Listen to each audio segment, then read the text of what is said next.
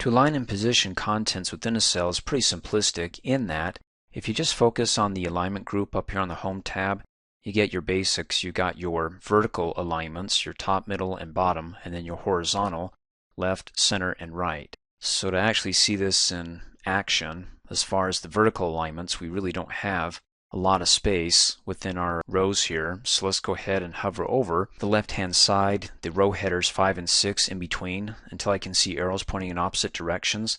Click and drag down to give me some gap here for the labels for the columns here. So I can go ahead, when I've got that gap, do I want the contents aligned to the bottom, the middle, or the top? Go ahead and select the range and then come up here. And you can see by default they're aligned to the bottom. You can do center or you can do top. Ooh, that's fun. You can also do something kooky. Come over here and change the orientation. Click on the drop down arrow and let's do angle counterclockwise. Oh, that's so fancy. And then with the others, you can select a range, and if you want to do it horizontally, of course, you have your other alignment options, left, center, and right. And then aside from that, you get your expandable dialog box button. When you click on it, you get pretty much the same thing. You got your horizontal alignment, your vertical alignment. You can actually do some indentation for the cells here. So if I do, for the selected range here, let's do left indent, and we indent it by a couple of characters. Click okie dokie. You see how it doesn't completely align it over to the left hand side? Unless I come back up here and I say get rid of the indents and click okie dokie, and we're all the way over to the left hand side. Nice. The other option is that you can merge cells. As you recall in an earlier training video, when you type something in a cell, the contents fit within the cell. However, if there's nothing over to the right hand side or adjacent to the column, it spills over into it. Not literally, because when you select the cell in B1, even though it looks like something's in there, you look up here in the formula bar, there's nothing in there. It's just that nobody's sitting in that seat, so it kind of stretches out, as it were. So if you go back into A1, you can see the contents of that cell. So if I want to go ahead and not make the mistake and assume something's in that cell, what I can do is I can go ahead and merge the two cells. So the contents of cell A1 now becomes the contents of both A1 and B1, but merged. So to merge the cells, go ahead and select the range of cells that you want to merge, and then come up here on the Home tab to the alignment group, and there it is right there, merge and center. Of course, you can click on the drop down arrow and say merge across or merge cells. Of course, you get the unmerge. If you merge across, it doesn't take the contents of the cell after it merges and centers it. It just merges the two. So when I click off and I go, I want to click in cell B1. No, because it's merged, the first cell of the merged cell is the one that's being referenced up here in the name box.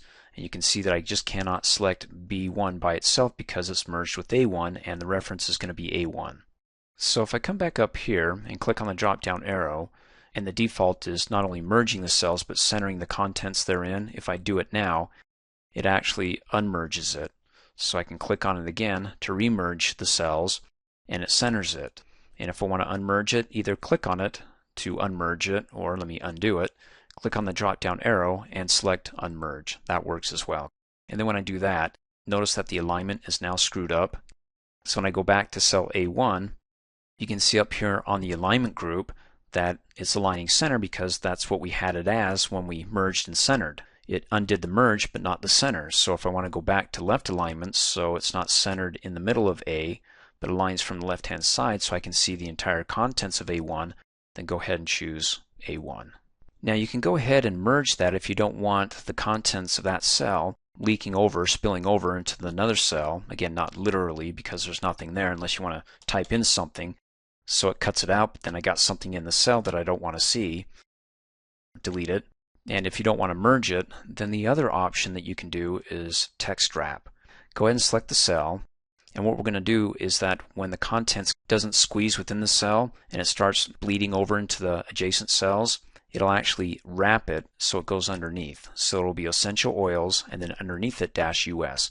Text wrapping. Go ahead and select it. Come back up here to the alignment group, and there it is. There's the pop-up wrap text, the before and after. Let's go ahead and do some wrapping. Yo-yo. Essential oils -US. And then to unwrap it, just come back up here, click on it, or click the expandable dialog box button, and it's checked there as well. Like I said, in those expandable windows here, you get more options. You get pretty much the same what you see here in the group, but additional options. So I can uncheck that, so we're back to where we started. Let me click and drag.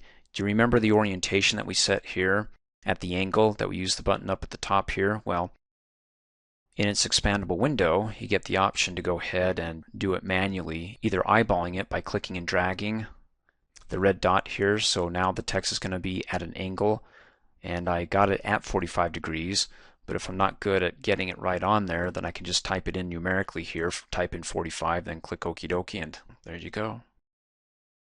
Thanks for watching. Hey, as a quick reminder, if you like my video, please give it a thumbs up. You can also click on me and subscribe to my channel, get notified of the latest videos, and for only $2 a month, you can have access to all my Microsoft Office training videos.